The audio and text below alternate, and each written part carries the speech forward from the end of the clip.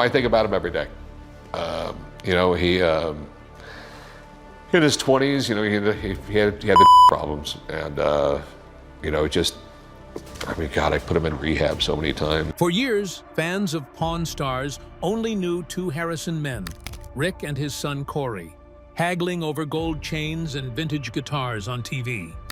But there was a third son, one who almost never showed his face on camera. When he died, people online swore his garage was hiding some kind of secret. What they actually found wasn't a mystery. It was something far more painful and far more human. Stick around, because this story will break your heart before it changes how you see the whole Harrison family. The rumors that wouldn't quit. The internet loves a good mystery, and the moment word got out that Rick Harrison's son had died, the rumor mill kicked into overdrive. Whispers started circulating about a locked garage. People speculated there had to be something in there: cash, rare pawn shop treasures, maybe even evidence of some hidden double life nobody saw coming. That's just how these stories go, right? A famous last name plus a mysterious death equals instant conspiracy theory. And this one had all the right ingredients: money, fame, and a family most of America felt like they already knew from years of Monday night television. Comment sections filled up fast. Some viewers swore they'd heard the garage was packed with rare collectibles Adam had been quietly stashing away, keeping them off the shop floor for himself.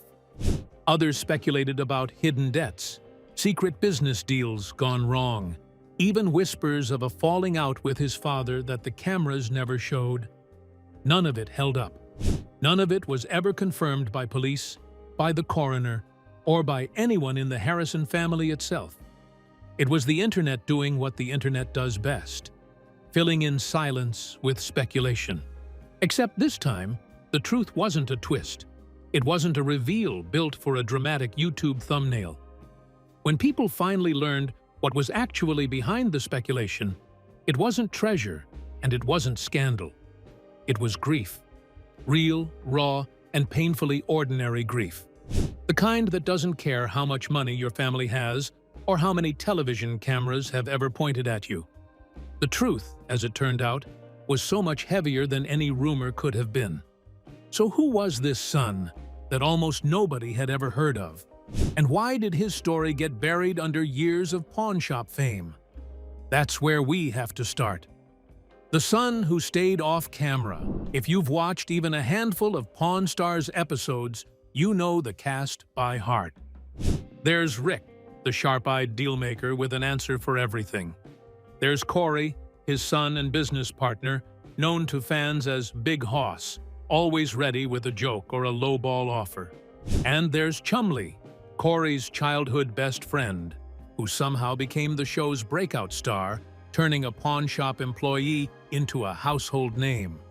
The show premiered back in 2009 and quickly became one of the History Channel's biggest hits, spinning off a chain of merchandise, spin-off shows, and a level of fame nobody at Gold and Silver Pawn Shop could have predicted. But almost nobody outside the family knew Rick had another son named Adam. Adam Harrison wasn't hiding from a scandal. He was just never part of the show. Before Pawn Stars even premiered, Adam reportedly worked behind the scenes at Gold and Silver Pawn Shop, the family business that would go on to become a television empire. He was there before the fame, doing the day-to-day work that built the shop's reputation long before any camera crew ever showed up. But when the cameras rolled in, he wasn't in front of them. While Corey became a household name and Rick became the face of the franchise, Adam lived his life almost entirely out of the spotlight, working, existing, struggling, all completely off the radar of the millions of people tuning in every week. For a family that built its fortune on being watched, that's a strange thing, isn't it? One son becomes famous for negotiating over a rare coin or a vintage motorcycle, while his own brother stays completely invisible to millions of viewers who think they know this family inside and out. Fans could tell you Corey's favorite items to buy. They couldn't tell you Adam existed at all. And that invisibility wasn't an accident. By the time Pawn Stars had turned Rick, Corey, and Chumley into recognizable faces at airports and grocery stores, Adam had settled into a completely different rhythm of life. One built around privacy rather than public appearances. There were no red carpet photos, no spin-off cameos, no fan meet and greets. For nearly the entire run of one of reality television's biggest hits, Adam Harrison existed as little more than a name mentioned in passing, if he was mentioned at all. So what was actually going on in Adam's life while the world was busy watching his brother on TV? Growing up Harrison. To understand Adam, you have to go back before the fame, before the cameras, before Pawn Stars was even a pitch on a network executive's desk. Adam was the second child born to Rick Harrison and his first wife, Kim. His older brother, Corey, would eventually become Rick's on-screen partner, the guy fans watched grow from a young employee into a seasoned businessman right in front of them. Years later, Rick would have another son, Jake, with his second wife, Tracy. So in total, 3 sons carrying the Harrison name, but only one who ever became a major, recurring face of the original series. Growing up in Las Vegas with a father who ran one of the busiest pawn shops on the Strip probably wasn't a normal childhood by anyone's standard. The family business wasn't just a job, it was a lifestyle, one built around hustle, negotiation, and the kind of non-stop grind that turned a local pawn shop into a national brand. Rick himself has talked openly over the years about how demanding that world was, how the shop practically raised his kids alongside him. Somewhere in that mix, Adam grew into a young man who, by all accounts, chose to stay close to the family, but far from the spotlight his father and brother would eventually step into. It sounds simple on the surface. A quieter son who preferred privacy over fame, who was content working behind the counter instead of in front of a camera. But behind that quiet exterior, something was already starting to take hold. Something that would follow Adam for nearly 2 decades and eventually overshadow everything else about his life. Family members who knew him privately would later describe a young man who seemed to be fighting something most of the public never saw coming. What was it that started pulling him away from the life his family had built? A battle that started young. According to Rick himself, Adam's struggle with addiction reportedly began around the age of 20, years before most of the world would ever hear his name. It wasn't a single bad decision or one rough patch. It was a long, exhausting cycle, the kind so many families quietly live through without ever making headlines. Rehab, a stretch of stability, relapse. Then the cycle would start all over again, year after year, each round taking a little more out of him and out of the people who loved him. For years, that battle stayed almost entirely private. While Rick and Corey built an empire in front of television cameras, negotiating deals and cracking jokes for a national audience, Adam was fighting something no amount of money could simply buy his way out of. Addiction doesn't care about a bank account. It doesn't care about a famous last name printed above a shop door on the Las Vegas Strip. And that's really the gut punch of this whole story, isn't it? Wealth, fame, connections. None of it works as a shield against a disease that quietly rewires the way a person's brain works. As the years went on, though, something shifted. What had been a private, manageable struggle turned into something far more dangerous, something fueled by a substance that has torn through communities across the entire country, regardless of income or zip code. Fentanyl doesn't discriminate, and by the time it entered Adam's life, the cycle he'd been fighting for years became something closer to a countdown. Someone struggles with one substance for years, manages to stay afloat, and then fentanyl enters the picture, either mixed into something else without their knowledge or sought out on its own, and the entire equation changes. What used to be survivable becomes lethal almost overnight. Families who have lived through a loved one's addiction often describe a strange, cruel irony. The person had made it through so many close calls before, only for a single dose to be the one that couldn't be undone. So what changed? And how did things spiral so quickly toward the end? The final months. By the time we reached Adam's last year, the picture had grown much darker. Reports indicate he had spent months behind bars before eventually moving into a guest house in the Las Vegas area. A smaller, quieter space tucked between a main residence and another home on the property. It wasn't a hidden mansion or some secret compound, just a modest guest house, the kind of place someone stays when they're trying to rebuild or trying to disappear for a while. A woman living nearby, renting the main house on the same property, would later tell police that in his final weeks, Adam's behavior had become alarming. According to an incident report later obtained by the press, she described him barricading himself inside by pushing furniture against the door, the kind of detail that, looking back, feels like a warning sign nobody quite knew how to read in time. It's easy to say that in hindsight. At that moment, it probably looked like a man who just wanted to be left alone, not someone in the final weeks of his life. Then came the days that changed everything. Adam was last seen on January 17th. When he stopped answering his door, the woman renting the main house grew concerned. She later found a message from him online saying he was sick and planned to quarantine. It seemed plausible enough, especially in the aftermath of years of pandemic caution, until 2 days passed with no further word from him at all. On January 19th, she reached out to the landlord who went to check the guest house himself, likely expecting to find someone recovering from a cold rather than what was actually waiting inside. What he found inside was Adam, unresponsive. The kind of moment that turns a private struggle into a public tragedy in an instant. The kind of phone call that changes a family forever. Word spread quickly after that. Within hours, celebrity outlets picked up the story, and by the next day, headlines were confirming that Rick Harrison's son had died in Las Vegas at just 39 years old. Police opened an investigation, standard procedure for any unattended death, and for a short window, almost nothing was confirmed beyond the basic, devastating fact that Adam was gone. That gap between the first headlines and the official cause of death is exactly where all those garage rumors and wild theories found room to grow. When a family doesn't immediately share every detail, especially a private family that's spent years protecting one member from public scrutiny, people fill in the blanks themselves. And in this case, the blanks got filled with talk of secret rooms and hidden treasures, instead of what was actually happening.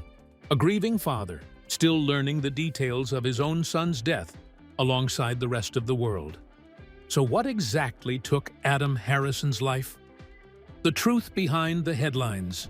This is the part where all those garage rumors and secret conspiracy theories completely fall apart. There was no hidden vault, no shocking double life waiting to be uncovered, no treasure room stacked with rare collectibles. Weeks after Adam's death, the Clark County Coroner's Office in Nevada confirmed the official cause: fentanyl and methamphetamine toxicity. His manner of death was ruled an accident, not a homicide, not an intentional, just a tragic and increasingly common accident in a country still grappling with an opioid crisis that shows no signs of slowing down.